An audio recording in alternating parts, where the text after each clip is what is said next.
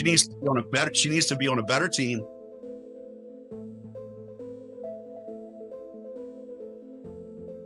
Caitlin Clark is gone, and she's not coming back.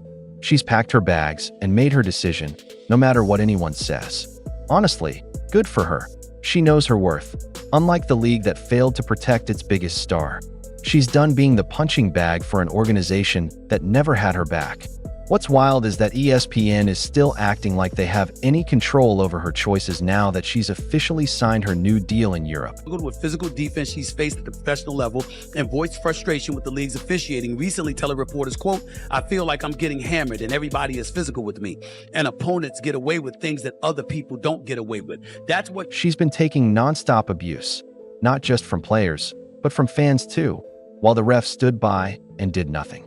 These so-called supporters couldn't stand the fact that she was the only one holding everything together, the one person trying to keep the league from completely falling apart.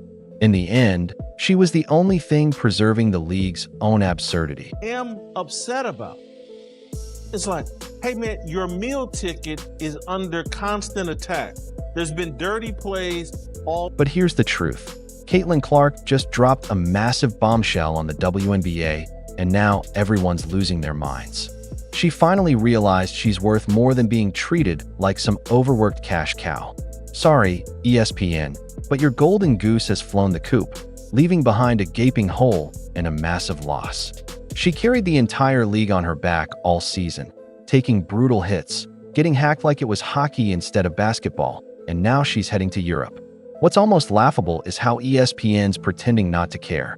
Caitlin decided she's done, and she's walking away, leaving behind crushed egos and shattered dreams. And honestly, no one can blame her. Wrong team. She's got the wrong skill set to handle the physicality of that league, and she's a rookie. This player isn't just improving, she's dominating on another level. In her last game against the Connecticut Sun, she exploded for 29 points, 10 assists, and 7 rebounds, while her teammates stood around making one mistake after another. They missed open looks, ran sloppy plays that wouldn't even fly in high school, and left her to carry the load alone. Meanwhile, the WNBA watched it all unfold as if fans came to see a brawl instead of basketball, letting officials treat her like a punching bag. That's what the league turned into every single time Caitlin Clark stepped onto the court. Caitlin Clark was assaulted yesterday in her very first playoff game in the W. Before Caitlin Clark arrived, the Indiana Fever could barely draw 3,000 fans per game.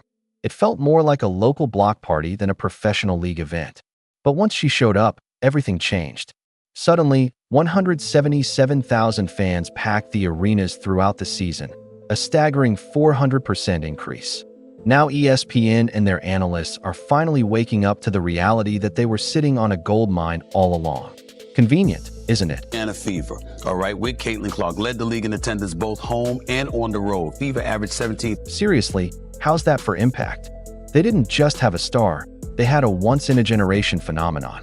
But instead of truly celebrating the one player who elevated the WNBA to this level of attention and success, everyone seemed more interested in sharing the wealth, diluting the spotlight that Caitlin Clark rightfully earned. Caitlin Clark is the quote-unquote savior. If she's the golden girl, milk it. And get this, Caitlin Clark's jersey sales shattered every record in league history, surpassing even legends like Diana Taurasi and Sue Bird.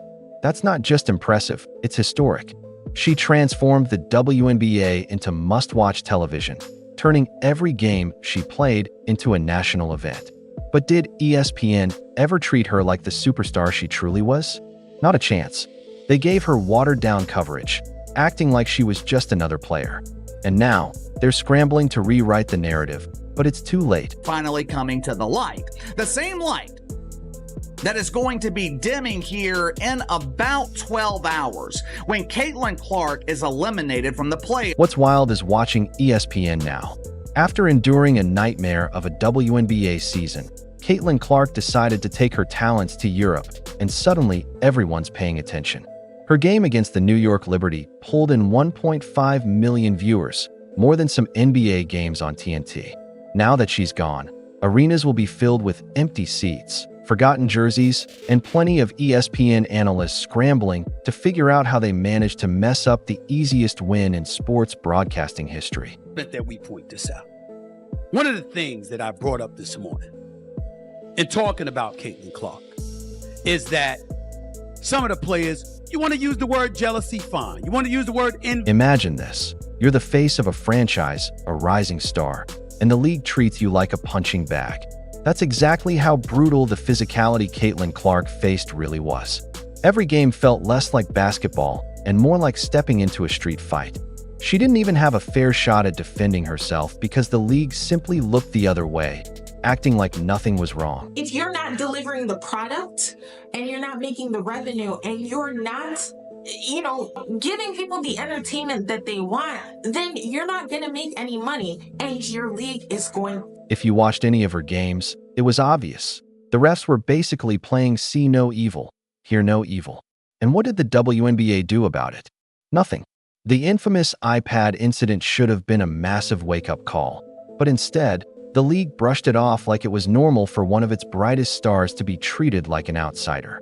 Caitlin Clark herself admitted she felt like she was being pummeled every time she stepped on the court. And this woman swats at the basketball and somehow decides to turn her hand down and her fingernails and jab them right into the eye of Caitlin Clark. No foul call. No refs stopping the game to go, is this a flagrant? None of that. Just everybody moved on. And the psychological toll, it's hard to even describe.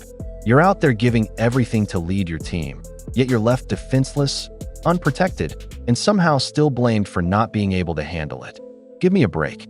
Every missed call, every cheap shot, where were they then?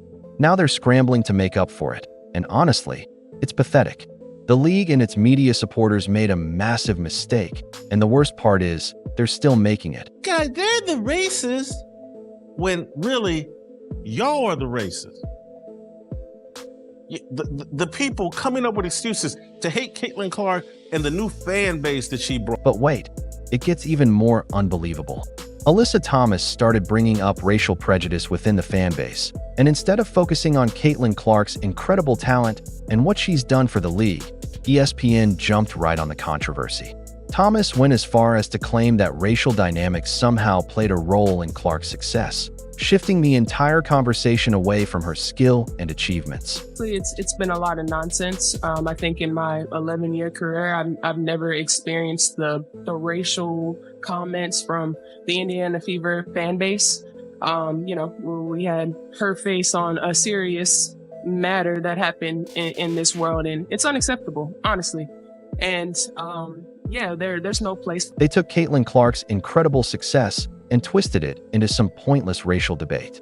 They built this ridiculous narrative around her and pushed it like breaking news, instead of simply highlighting what really mattered, her record-breaking performances. She shattered records, crossed up defenders, and single-handedly carried an entire team on her back, but all that got buried under manufactured controversy. 14,000 followers. And it's really easy to ignore, and most people don't know who she is in the sports world. The only reason why people even know who she is because of Caitlin Clark. And she still only got 14,000 followers on Twitter. She doesn't have much of a brand. In response, Caitlin Clark stood firm, making it clear that her success came from relentless work and perseverance, not some fabricated racial angle. But the fact that she even had to defend herself says everything about how warped the media's coverage has become. Instead of celebrating her as the superstar she truly is, they kept pushing divisive narratives to stir up drama because they couldn't see what was right in front of them. She was the golden goose, the next big thing, and they blew it. By chasing controversy instead of championing her achievements, they've poisoned the atmosphere and damaged their own credibility. Clark shouldn't have to battle these sideshows. She deserves to be recognized for her hard work, dedication, and the impact she's had on the game. Biggest star, your meal ticket, the reason why you have relevancy, just got stabbed and assaulted and nothing. Overall, this entire situation has made the WNBA look completely unprofessional. And don't even start on all the narratives about inclusion and equality, because clearly, the league isn't living up to them. They've spent the whole season promoting themselves as the league of opportunity and fairness, yet when it came time to stand up for their biggest star, they turned their backs on her. It's a harsh reality check for a league that talks about progress, but failed to protect the very player who carried it forward. What I am upset about is like, hey man, your meal ticket is under constant attack. There's been dirty plays all. Now the WNBA and ESPN are stuck dealing with the fallout of their own mistakes.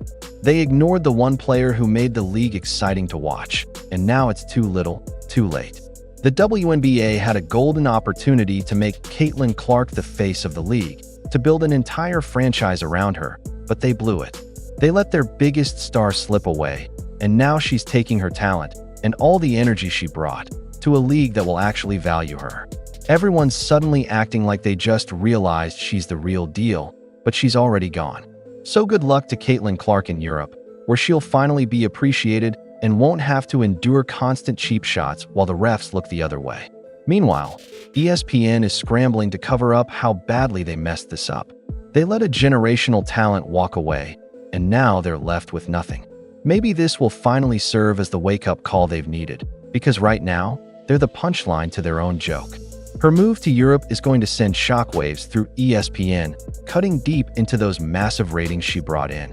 The irony is they only realized her true value right before she left. As Caitlin heads overseas, all that merchandise success and hype she created, the miracle that kept the league relevant, is being stretched thin to promote players who can't match what she achieved in just one season. In the end, ESPN and the WNBA are left scrambling when they could have built an empire around her. This isn't just a loss, it's a full-blown tragedy. The WNBA fumbled its greatest chance at greatness. Players like Caitlin Clark come once in a generation, and when they do, you treat them like royalty. ESPN wasted that chance, and she deserves far better. Go show Europe what they missed, Caitlin.